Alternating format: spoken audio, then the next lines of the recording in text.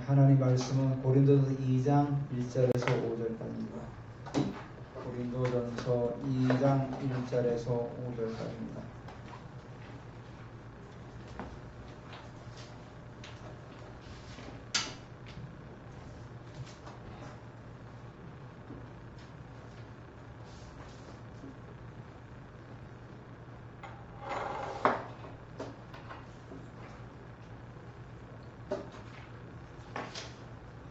제가 1절, 여러분 2절 교독합니다. 형제들아, 내가 너에게 나아가 하나님의 증거를 전할 때 말과 지혜의 아름다운 것으로 하지 아니었나니.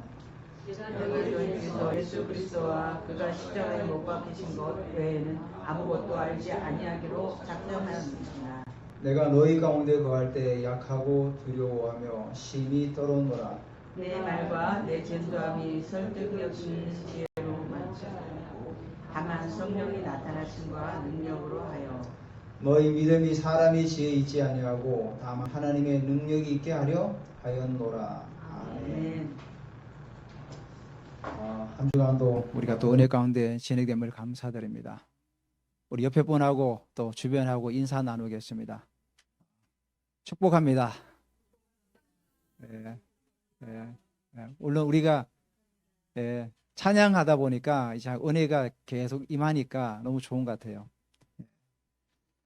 우리가 지난주에 주 안에서 자랑하라 그런 말씀을 이제 우리가 또 같이 나누면서 하나님께서는 세상에 미련한 자를 통해서 똑똑한 자, 지혜 있는 자를 부끄럽게 하시고 또 약한 것들을 통해서 강한 자들을 부끄럽게 하신다 그렇게 말씀하시는 거죠. 그 근본적인 이유는 뭐냐면 결코 우리가 자랑할 것이 없다는 거죠.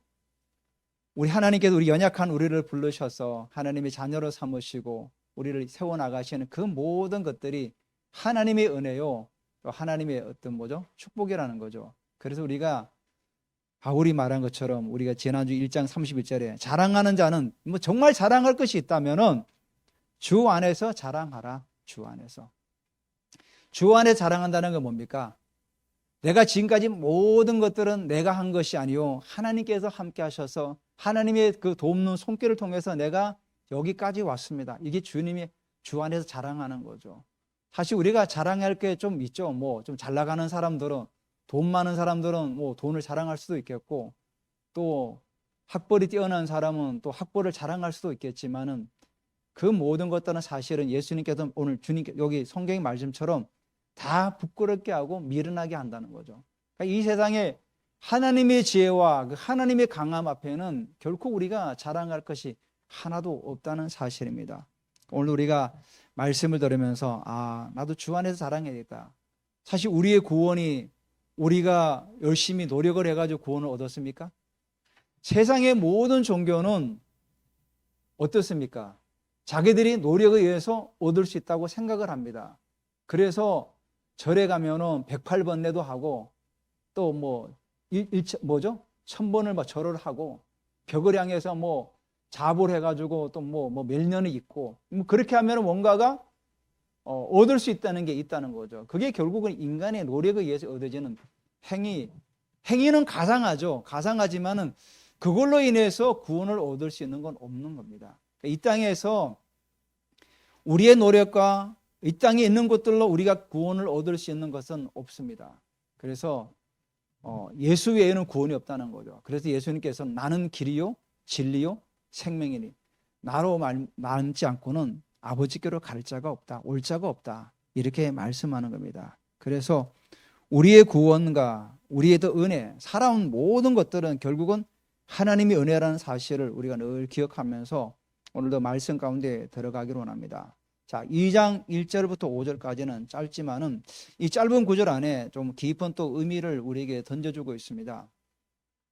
자, 고린도 교회가 지금 하나님께서 보시기 좋은 모습대로 그 부르심을 성취하기 위해서 나아가는 과정 중에서 여러 가지 이제 어려움을 당하고 있는 거죠. 세례를 준 숫자를 세 가지고 하나의 어떤 당파를 만들어서 우리 파가 더 많니 이러면서 서로 간에 그러고 있는 거죠. 그러면서 그 고린도 교회가 인간적인 지혜를 가지고 뭔가 해보려고 하는 거죠. 근데 그래서 계속해서 바울은 하나님의 지혜가 필요하다. 하나님의 지혜 안에 바로 예수 그리스도가 있다.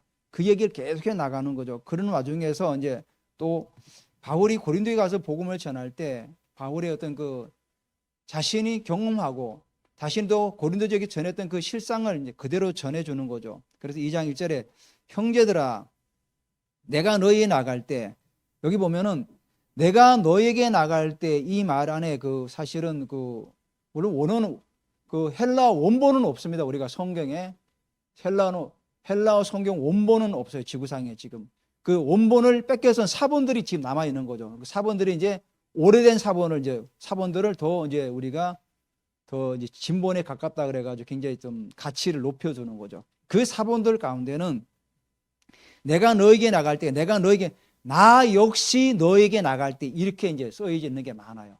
그 의미는 뭐냐면은 나 역시도 내가 너에게 나아갈 때 내가 너에게 전하는 그 모든 말이 그 인간의 지혜와 인간의 지식 그런 아름다운 말로 뭐 형이사학적이거나 아름답게 포장해가지고 너에게 전하지 않았다 이런 말이죠. 그러니까 나도 세상의 가치관들, 자 우리가 이 시대 살아가면서 사람들은 세상의 가치관에 많이 영향을 받습니다. 세상의 문화와 세상의 가치관에 반하는 복음을 전했다 그런 얘기를 하는 겁니다. 고린도 교회는 세상의 기준과 세상의 문화에 휩쓸려 가지고 인간의 지혜를 가지고 우리의 숫자가 더 많으니까 우리 파가 더 크니까 이걸로 인해 우리가 하나님의 은혜를 더 많이 받았다 뭐 이런 식으로 그들이 호도하는 겁니다. 근데 바울은 나 역시도 믿음의 선진들처럼 너에게 나아갈 때 세상의 그 아름다운 말과 세상의 지식과 지혜를 가지고 너희들에게 증거하지 아니했다 이런 말인 거죠. 여기 하나님의 증거라고 나오지 않습니까? 하나님의 증거. 하나님의 증거도 보면은 그 헬라의 증거는 마르티온이죠. 마르티온인데 다른 번역서에 다른 사본에 보면은 하나님의 신비라고 그래요. 신비. 그 미스테리온. 우리 영어 성경의 미스테리 그 의미. 미스테리온을 이렇게 썼어요. 그러니까 하나님의 신비도 맞고 하나님의 증거도 맞죠. 그리고 바울이 골로새서 1장 20절에 보면은 하나님이 그들로 하여금 이 비밀의 영광이 이방인 가운데 얼마나 풍성한지를 알게 하려 하심이랴. 이 비밀은 너희 안에 계신 그리스도시니 곧 영광의 소망이라. 그러니까 바울이 비밀, 미스테리온도 많이 썼어요. 그 비밀이 결국 뭐냐면 예수 그리스도죠. 그러니까 증거도도 맞는 말이에요. 증거도 틀린 말은 아니에요. 번역상에 약간의 뭐 그 말이 비슷하니까 그럴 수 있어요. 그러니까 우리가 증거라든지 신비라든지 다 우리가 다 타당하다고 여겨집니다. 어쨌거나 하나님의 신비, 하나님의 또 증거 다 맞는 말이죠. 바울이 고린도 교회에 나갈 때 하나님의 그 증거, 하나님의 신비를 전했던 거죠. 신비가 뭐죠? 바로 예수 그리스도를 말하는 거죠. 예수 그리스도 안에 그 신비가 있었던 거죠. 왜냐하면 바울이 신비라고 얘기하는 의미가 유대인들은 그 십자가에 못 박힌 예수님을 꺼리낀다고 그러지 않았습니까? 그리고 헬라인들은 어떻게 얘기했습니까? 미련하다 그랬습니다. 그러니까 십자가로 구원을 받는다는 게 신비죠. 도대체 세상 사람들이 이해가 안 되는 거죠. 그렇지만 우리에게는 신비가 되는 거죠. 야, 십자가에 못 박혀 하나님께 저주받은 사람인데 어떻게 구원을 받을 수 있을까? 그게 신비라는 거죠. 또 헬라인들은 십자가에 못 박혀 죽은 사람, 그 사람을 믿는다고 우리가 구원을 받을 수 있을까? 그 미련한 것이야. 근데 바울은 그게 신비다. 그러니까 세상의 논리와 세상의 문화로 가지고는 도저히 이해할 수 없는 게 바로 십자가의 비밀이다. 바로 하나님의 증거, 하나님의 비밀은, 하나님의 신비는 바로 그렇다는 거죠. 그 신비를 전할 때 말과 지혜의 아름다운 것을 하지 않았다. 그건 무슨 말이죠? 그냥 액면 그대로 전했다는 거죠. 거기에 덧붙여서 살을 붙여서 뭐 이런저런 얘기를 하지 않았다는 거죠. 우리가 복음을 전할 때도 그냥 원색 복음으로 전하는 게 가장 좋은 것 같아요. 거기에 뭐 살을 붙여가지고 설득하고 또 뭐 어떻게 뭐 좀 더 좋게 보이려고 포장을 해서 그런다고 복음이 들어가지는 않거든요. 바울이 말한 것처럼 그냥 액면 그대로 예수님께서 십자가에 죽으시고 부활하셔서 우리의 구주 되시고 지금도 그분은 임재 가운데 임하셔서 우리에게 모든 것들을 이뤄나가시는 그분이다. 그냥 액면 그대로 전했던 거죠. 그래서 형제들아 나 역시도 너에게 나갈 때 이렇게 복음을 전했다. 그 얘기를 하는 겁니다. 그리고 2절에 내가 너희 중에서 예수 그리스도와 그가 십자가에 못 박힌 것 외에는 아무것도 알지 아니하기로 작정하였습니다. 자, 바울이 어떤 사람입니까? 바리새인 중에 바리새인이요, 히브리인 중에 히브리요, 율법에는 흠이 없다 그가 스스로 고백하던 사람이었어요. 그러면 그가 율법을 얼마나 많이 알았겠습니까? 그는 가만히 있었으면 아마도 사내들인 공회의원으로 일할 수도 있는, 지금 말하면 국회의원 정도로 일할 수 있는 그런 자격이 있던 사람이에요. 가문으로 보나 어떤 뭐 학벌로 보나 또 재력으로 보나 뭐 모자랄 것이 없는 사람이었죠. 유대인들은 굉장히 가문을 중시 여기지 않습니까? 나는 바리새인 중에 바리새인이라고 그랬어요. 율법에는 흠이 없다. 그만큼 율법에 충성했다는 거죠. 그러니까 대제사장의 공문을 받아서 다메섹에 가서 기독교인들을 잡아올 수 있는 그런 권한도 줬던 게 그만큼 대제사장들과도 인맥도 두터웠다는 거죠. 아무나 그 임명장을 줍니까?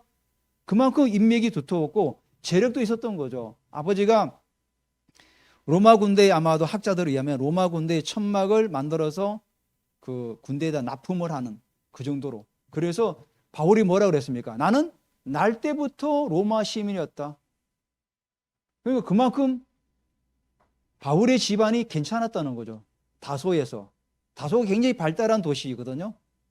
그 지금의 그 터키 쪽에 있는 거죠. 그만큼 빵빵하던 사람이었어요. 요즘 말로 하면. 근데 성경이 뭐랍니까? 내가 너희 중에서 예수 그리스도와 그가 십자가에 못 박힌 거. 그러니까 너희 중이라고 이렇게 성경을 번역했는데 너희에게 나아갈 때, 이 말도 맞는 말이에요. 너희 안에 나아갈 때 예수 그리스도와 그가 십자가에 못 박힌 것 외에는 아무것도 알지 않기로 작정했다. 나는 그런 모든 가문과 배경과 모든 걸 가지고 있었다. 근데 내가 너희에게 나가도 복음을 전할 때 그런 것들은 전혀 얘기하지 않았다는 거죠. 난 알지 않기로 내가 작정했다. 결심했다. 이 말 아닙니까? 야, 바울에게서 예수 그리스도는 어떤 분입니까? 바울에게 있어서 예수 그리스도는 정말 가슴 한켠에 정말로 마음이 아파오는 그런 아련한 추억이 있던 사람이죠. 왜죠?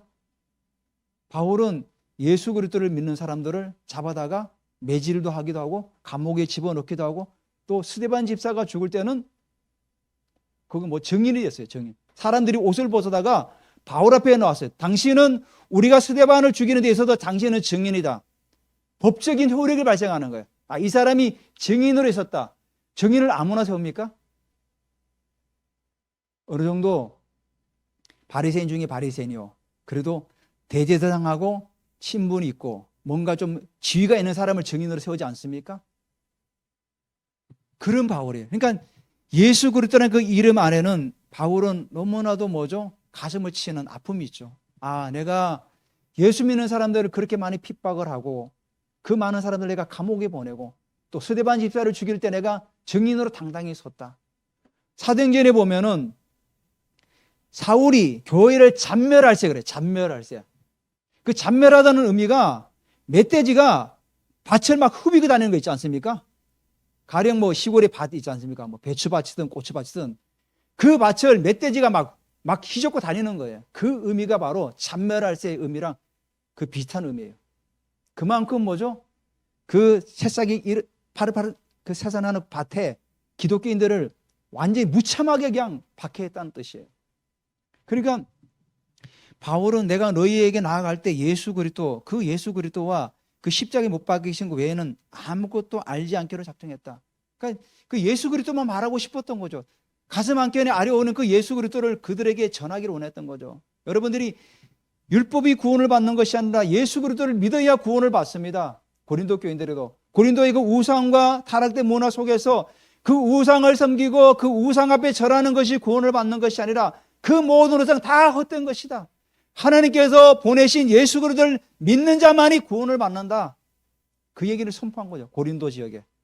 고린도 지역에 그 우상숭배와 그 타락된 문화와 얼마나 돈이도 많습니까? 그런 도시 가운데 들어가 가지고 그 예수 그리스도만 전한 거예요. 원색 복음을 전한 거예요. 그리고 그분이 십자가에 죽으셨다. 그분이 십자가에 죽으심으로 말하면 우리가 구원을 받았다. 너희들에게 미련하게 보일지만은 그 미련하게 보이는 것이 바로 하나님께는 신비다. 하나님의 증거다. 이렇게 전한 거죠. 그래서 나는 그 외의 것들 너희들에게 아무것도 알지 않기로 작정했다. 너희들이 가진 뭐 가문, 너희들이 가진 돈, 너희들이 가진 그 모든 배경들, 난 그런 걸 관심이 없다. 너희들이 집을 사고 평수를 늘려가고 좋은 차를 굴리고 그런데 나는 관심이 없다. 나는 오직 예수 그리스도와 십자가에 못 박히신 그것만 나는 알기를 원한다. 즉 그 얘기를 하는 거죠. 우리가 살아가면서 물론 우리가 사회생활을 하려면은 주변의 것들을 많이 알아야 되죠. 그걸 알아야 우리가 세상을 변화시키는 거죠. 하지만 복음을 전하는 데 있어서는 그런 것들을 내려놨다는 거죠. 고린도 교회가 나 이런 가문이 있어, 나 이런 배경이 있어, 이거 다 얘기하지 않았다는 거예요. 오직 예수 그리스도와 십자가에 못 박힌 것 외에는 난 아무것도 알지 않기로, 너희들에게 말하지 않기로 나는 작정했다. 이렇게 말하는 거죠. 그래서 이 바울이 복음을 전하면서 사실은 바울이 예수 그리스도의 십자가에 못 박힌 것 외에는 아무것도 알지 않기로 작정했다는 그 이유가 있어요. 사실은 바울이 에베소에서 복음을 전할 때 어떻게 했습니까? 사람들이 바울의 손수건을 슬쩍 가져가다가 사람 위에 올리면 치유되었어요.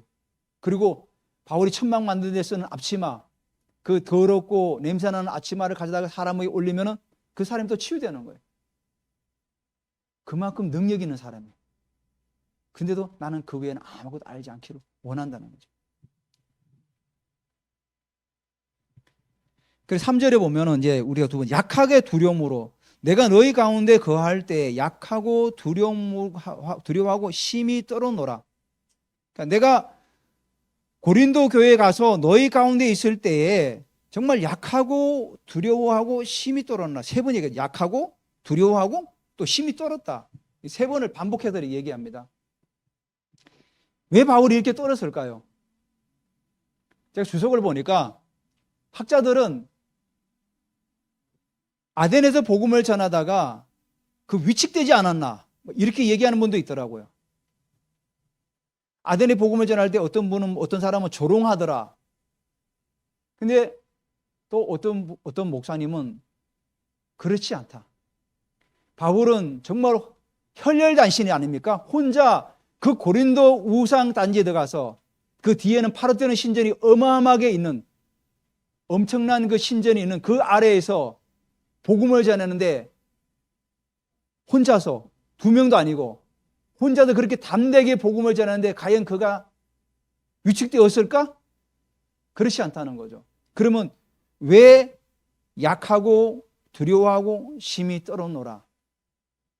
바울이 하나님의 복음을 전할 때 이 복음을 내가 좀 더 정확하게, 좀 더 자세하게, 좀 더 세밀하게 정말 그렇게 전하고자 하는 그런 늘 간절한 마음이 있었던 것 같아요. 그래서 하나님 앞에서 늘 두렵고 떨림이 있는 거죠. 제가 지난주에 저희 사모랑 잠깐 얘기를 나누면서 설교할 때는 왠지 모르게 부담이 있고 2부 때는 좀 편하다 이런 얘기를 했습니다. 제가 사실은 물론 2부도 예배인데 참 설교라는 게 저도 하나님 앞에서 늘 두렵고 긴장이 되고 뭔가 좀 그래요. 그러다 보니까 강의할 때는 오히려 더 편해요. 사실은. 근데 말씀을 전할 때가 좀 더 긴장이 되고 때로는 더 두렵고 떨리는 거죠. 사실은. 그래서 제가 원고를 다 준비하지만 사실 제가 원고를 거의 안 봐요. 그래서 한 장으로 항상 요약을 해와가지고 성경 구절만 봐요. 원고를 보다 놓칠까 봐. 원고는 5장, 6장 다 준비하는데 놓칠까 봐. 두렵고 떨려서.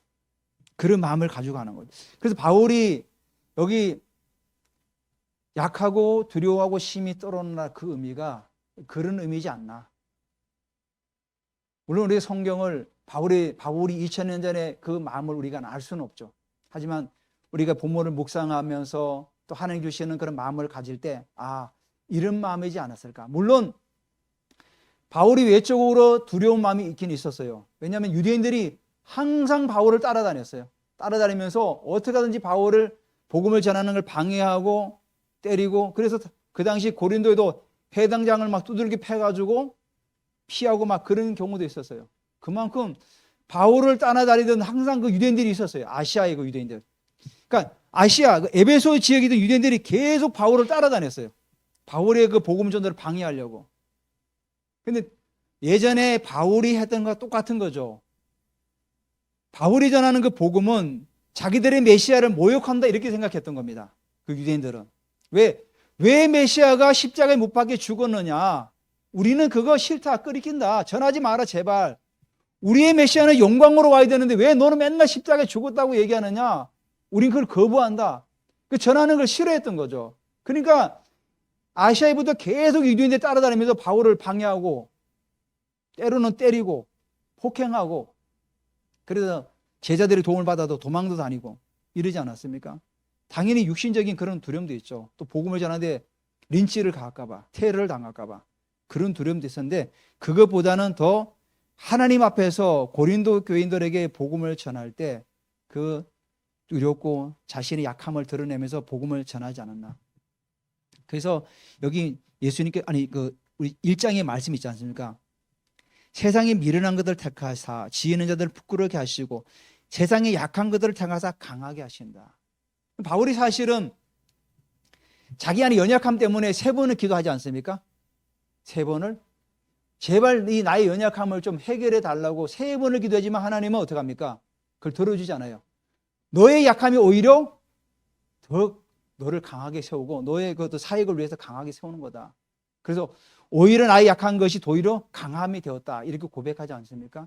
그러니까 바울이 사역을 하는데 항상 그 약하고 두렵고 떨리는 가운데서 하나님의 은혜를 전하지 않았나, 이렇게 또 우리가 또 전할 수 있을 것 같습니다.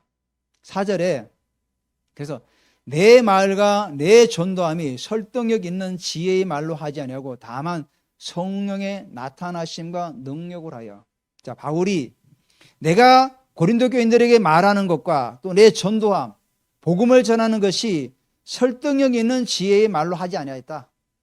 뭐죠? 내가 복음을 전할 때 너희들을 설득하는 그런 말로, 또 헬라 사람들 말처럼 그런 소피스트, 말쟁이처럼 그렇게 하지 않았다. 아름다운 말로 구사하지 않았다.